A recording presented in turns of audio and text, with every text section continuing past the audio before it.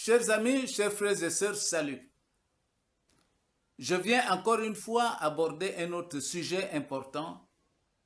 Il s'agit de l'épreuve, outil divin d'accomplissement. À première vue, personne n'aime l'épreuve. Elle dérange, elle fait mal, elle secoue nos certitudes, elle met à nu nos vulnérabilités. Lorsque l'homme est plongé dans l'épreuve, il ne cherche généralement qu'une seule chose, en sortir au plus vite. Il envisage que très rarement qu'elle puisse être un moyen divin d'accomplissement. Pourtant, tout au long des Écritures et dans l'histoire des hommes et des femmes de foi, l'épreuve apparaît comme une étape incontournable vers la maturité, la sagesse et la stature spirituelle.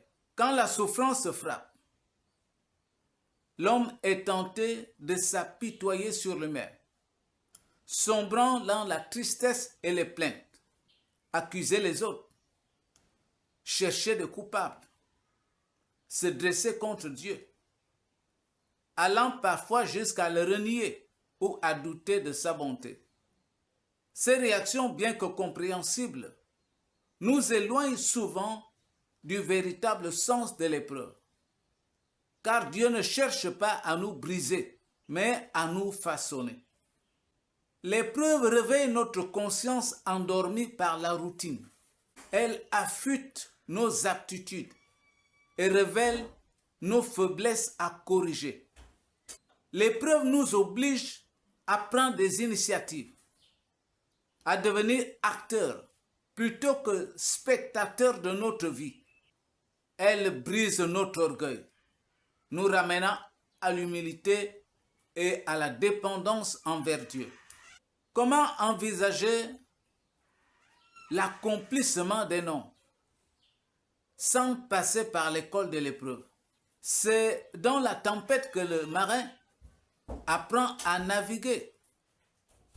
C'est dans la fournaise que l'or est purifié.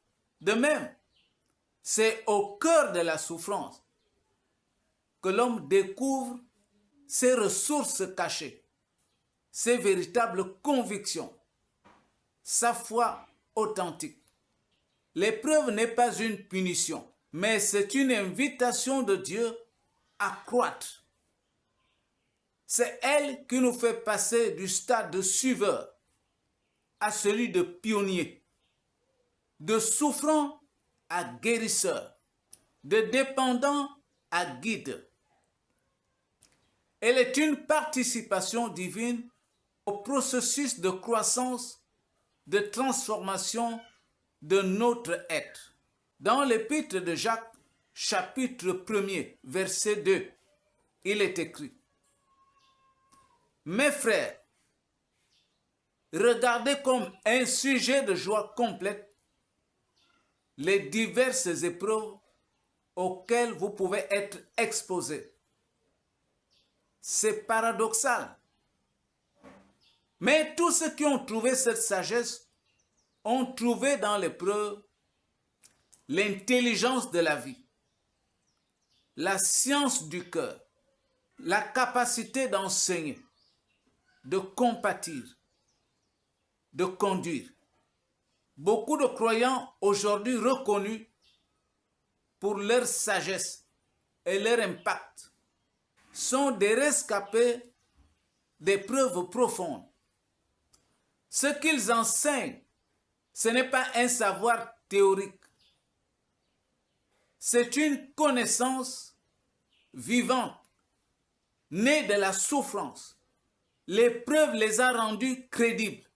C'est l'épreuve qui leur a conféré autorité, stature et voix.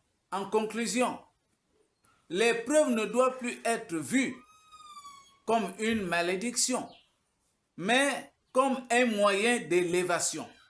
C'est l'instrument divin de perfectionnement.